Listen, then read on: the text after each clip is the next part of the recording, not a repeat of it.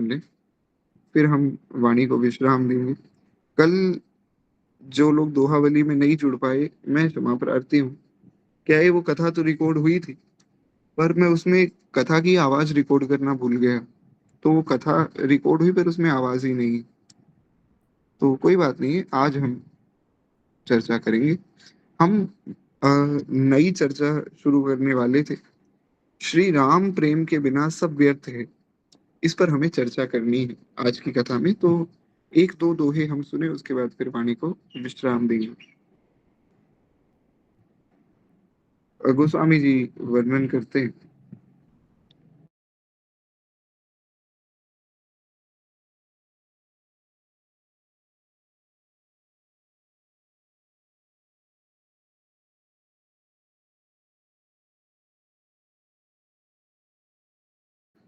जी खैर, एक बार प्रेम से बोलिए भक्त वत्सल भगवान की जय। तो हम लोग दोहावली की चर्चा सुनी। गोस्वामी जी वर्णन करते हैं। रसना सापिनी बदन मिल, जे न जपहि हरि नाम, तुलसी प्रेम न राम सो, ताहि विधाता बाम। तुलसीदास जी कहते हैं कि जो हरि का नाम नहीं जपते, उनकी जीभ सर्पिनी के समान केवल विषय चर्चा रूपी विष को उगलती है। यानी कि जो भगवान का नाम नहीं जपते ना, उनके मुख से केवल विष ही निकलता है। आप देखिए, जो लोग नाम जप नहीं करते उनकी भाषा भी बड़ी अभद्र हो जाती है, और जो नाम जपता है उसकी भाषा बड़ी मधुर है। उसके जब वो बोलता है तो बोलने से ही ऐसा लगता है कि कितना सुंदर बोलता है ये व्यक्ति। तो ये नाम जापक जो व्यक्ति होता है उसकी एक निशानी है। अब कोई मुझ जैसा व्यक्ति बोल रहा हो तो ऐसा लगता है कि अरे भैया ये कब चुप होगा, बड़ी कर्कश इसकी वाणी है। और यही कोई संत को आप सुने जो नाम जपते हैं खूब, तो ऐसा लगता है कि ये और बोलते रहें और आनंद आएगा। तो इस प्रकार से जो नाम जापक है उसकी वाणी बड़ी मधुर हो जाती है, और जो नाम नहीं जपते उनकी वाणी सांप के समान विष उगलती है। कहते हैं जिसका राम में प्रेम नहीं है, यानी कि भगवान से जो प्रेम नहीं करता, उसके लिए तो विधाता बाम ही है। यानी कि उसका तो भाग्य ही फूटा हुआ है। यानी कि गोस्वामी जी कहना चाहते हैं कि किसी के पास धन हो या ना हो, गाड़ी हो या ना हो, इससे कोई भाग्य तय नहीं होता। कोई कहे कि जी मैं तो बहुत धनी हूं तो मैं बहुत भाग्यवान हूं, नहीं। अगर कोई भगवान का भक्त नहीं है तो भाग्यहीन है। और अगर कोई भगवान का भक्त है तो धन नहीं भी है तो भी वो भाग्यवान है। कैसे? श्री नामदेव जी के घर में आग लग गई महाराज। आग लग गई तो लोगों ने सहायता के लिए लोग बढ़े कि भाई मिट्टी डालें, पानी डालें। नामदेव जी ने सबको भगा दिया और अपने घर में और आग लगाने लग गए, भड़काने लग गए उस आग को। तो लोगों ने कहा कि अरे नामदेव पागल हो गया। अरे घर में आग लग गई, उसको बुझाने की जगह और बढ़ा रहा है। नामदेव जी ने कहा ठाकुर जी घर जलाना चाहते हैं तो महाराज क्यों ना जलाएं, ठाकुर जी का घर है, जला दीजिए। फिर कथा आती है कि भगवान ही उसके बाद जो है एक मजदूर बनकर आए। भगवान ने कहा कि मैं घर बनाता हूँ तो मैं आपका घर बना देता हूँ, बड़ा सुंदर आपका घर बना दूंगा। तो नामदेव जी ने कहा भैया सीधी सीधी बात है, मेरे पास तो धन है नहीं देने के लिए। तो वो मजदूर बोला कि मुझे धन चाहिए ही नहीं, मैं संगीत का बड़ा प्रेमी हूँ, मैंने सुना है आप बहुत सुंदर सुंदर अभंग गाते हैं भगवान के लिए, पंडरी नाथ के लिए। तो आप ऐसा कीजिए, एक अभंग मुझे सुना दीजिएगा, मैं आपका घर बना दूंगा। फिर भगवान ने स्वयं मजदूर बनकर घर बनाया है। कैसे करुणा में है श्री ठाकुर जी। ऐसे ही गीता प्रेस गोरखपुर में महाराज आग लगी गीता वाटिका में, तो सब लोग घबरा गए कि आग लग गई, आग लग गई। भाई जी को बुलाया गया, परम श्रद्धेय श्री हनुमान प्रसाद पोद्दार जी महाराज। और भाई जी को जब बुलाया गया तो भाई जी ने देखा आग तो लग रही है। तो भाई जी ने कहा भैया खूब जो है घी ले आओ, गुड़ ले आओ, और प्रेम से जो है डालने लगे आग में। तो सबने पूछा कि भाई जी आप ऐसा क्यों करते हैं? भाई जी ने कहा आज श्री ठाकुर जी अग्नि स्वरूप में पधारे हैं। खूब प्रेम से ठाकुर जी को जिमाओ महाराज, सूखा सूखा सब पा रहे हैं, थोड़ा घी लगा कर दो तो फिर भगवान को खूब आनंद हो। तो संत जो है ऐसी उनकी दृष्टि होती है, उनके पास धन हो ना हो वे अपनी मस्ती में रहते हैं।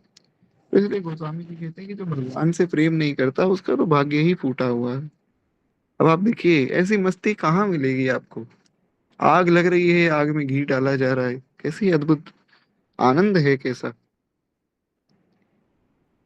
ये फाटहूँ फूटहूँ नयन, बड़ी सुंदर बात है। ये फाटहूँ फूटहूँ नयन, जरऊ सो तन के ही काम, द्रवहि स्रवहि पुल कहीं नहीं, तुलसी सुमिरत राम।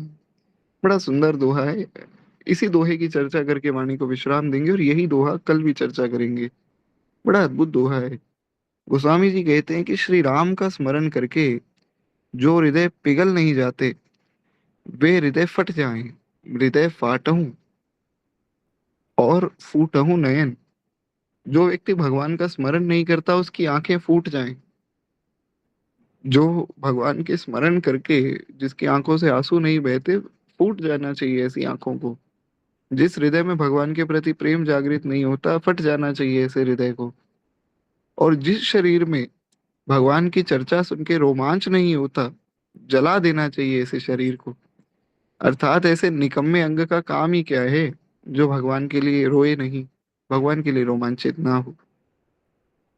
राम ही सुमिरत रण बिरत, देत परत गुरु पाय, तुलसी जी नहीं न पुलक तन, ते जग जीवन जाय। कहते भगवान श्री राम का स्मरण होने से समय, धर्म युद्ध में शत्रु से भिड़ने के समय, दान देते समय और गुरु के चरणों में प्रणाम करते समय, जिनके शरीर में विशेष हर्ष का कारण रोमांच नहीं होता, वे जगत में व्यर्थ ही जीते।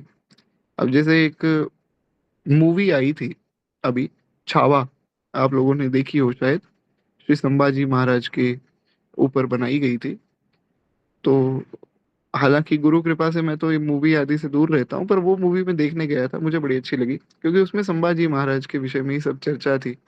किस प्रकार से उन्होंने हिंदुत्व के लिए युद्ध किया। तो उसमें जब आप देखेंगे ना, तो जैसे हम लोग वहां थिएटर में बैठे थे, तो ऐसा लग रहा था कि सामने युद्ध चल रहा है, तो बड़ा रोमांच एक हृदय में हो रहा था कि हाँ, भगवान करे ये जीते। पर वो तो खैर जो हुआ वो तो हो ही गया, वो तो सब इतिहास है।